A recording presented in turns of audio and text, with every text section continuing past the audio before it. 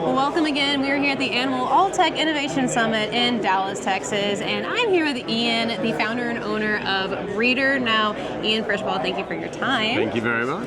Now, let's talk a bit about what Breedr is. Y'all are based in Austin, right? Yeah, correct. And so let's talk about the technology and services that you're offering producers.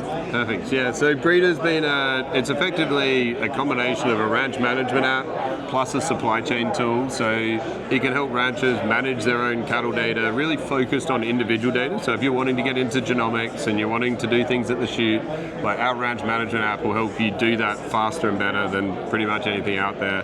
But then we also help link that to beef supply chain. So once you have that data, we see data as a really important thing for a marketing tool to get more money for your cattle.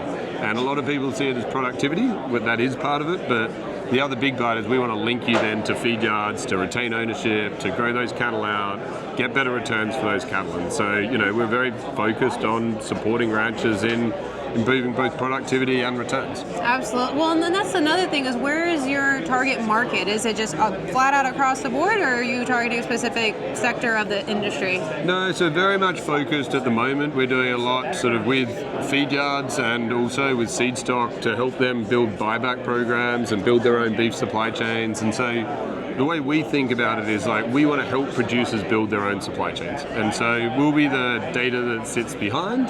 We make you look good, and then we go from there. And so doing that, we've also had some experience in beef on dairy as well, which has been very interesting. There's been a lot of learnings that we've taken from that to beef in terms of driving consistency and volume and genetics and all of that sort of stuff as well. That's really interesting. So where did the idea of Breedr come from?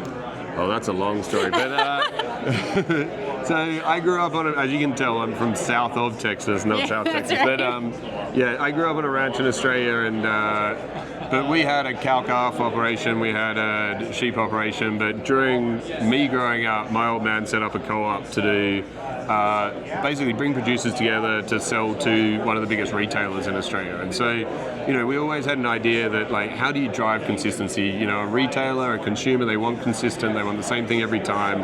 How can we use data to help drive that through a supply chain and use that data to help producers get more money for their cattle effectively, or get better returns for those cattle? And so we're very focused on premium cattle, premium beef supply chains, doing a lot with lots of the different breed associations, and it's been very exciting. And then married an English girl, ended up in Texas and loving it. So it's been great. All the English-speaking countries. Yeah, so far. Much easier for me. Right, there you go. So is Breedr only here in the United States and Australia or England, or is it kind of all over the place? So we're in all three. Definitely the biggest operations in the US, and the US is amazing. You have USDA Prime Choice Select, and I think we've loved operating here because just having that premium you can do for your cattle, that's something you can influence with your genetics on the ranch. And being able to sort cattle in a different way, being able to use data to produce higher performing cattle is something that is pretty unique. There's things like it in the other countries, but certainly the premiums don't exist because here consumers love Prime. Mm-hmm. And that's been an amazing experience, and I think American beef should be very proud of what they've built there, and it's super exciting to be supporting that. Yeah, well, we're excited that we have innovations and different technologies that help achieve those premium cuts. So how do you see technology moving forward in the production sector? We kind of see where we've been, Here we are today, and we're still learning and trying to adapt and apply what we're building, but where do you see it going forward? We're always still learning. So our best feedback is the ones when people tell me I'm doing it wrong, because I learned something. So, but no, look, I think the key for technology is what I can be sure of in a cow-calf operation is if you don't know your data, your feed yard will. They're putting EIDs in, they'll know your data, they'll know how you're performing. Look, I think there's a real opportunity for the cow-calf sector to really know their own data and know their own worth that goes with that. And so, but for technology to work, it needs to be easy. It needs to be super easy, it needs to be easy to adopt, it needs to be easy to use. We see our competitor as pen and paper. How do we make it faster than pen and paper? You got to process an animal in 10 seconds, let's process it in 5, right? And capture all the data that we want and more than you would have ever done. And then how does that become an actionable insight? And, we're really now focused on just that, keep making it easier, keep making the adoption easier, but then also integrating with some of the other really amazing technologies that are coming through so that it's not in 20 different apps. Like, Right. how do you pull it into one, and how do you make it simple and easy, and pass that data back and forth, link carcass data back to the seed stock or to the cow-calf?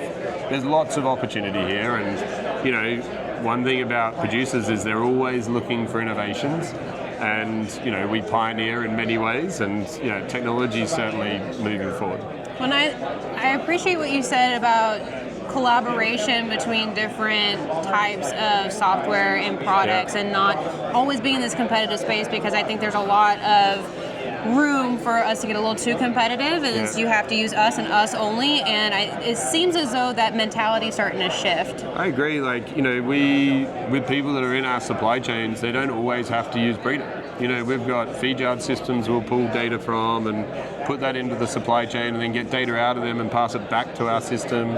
We collaborate with all of the genomics companies that are out there in terms of helping that data be useful at the chute, and, you know, more and more we're collaborating with lots of other sort of ear tags and technologies that exist on that side as well. And I think, you know, at the end of the day, we should be helping our customer, not fighting amongst one another.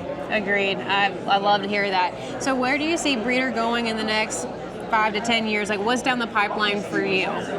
Look, I think for us, we want to keep building supply chains. We don't want it to be vertically integrated. We want collaboration along that supply chain, but, you know, we want people to know their own worth, and we want to continually optimize those cattle supply chains. So, you know, rule of thumb used to be it took 10 years to improve your genetics, just because it was phenotype only.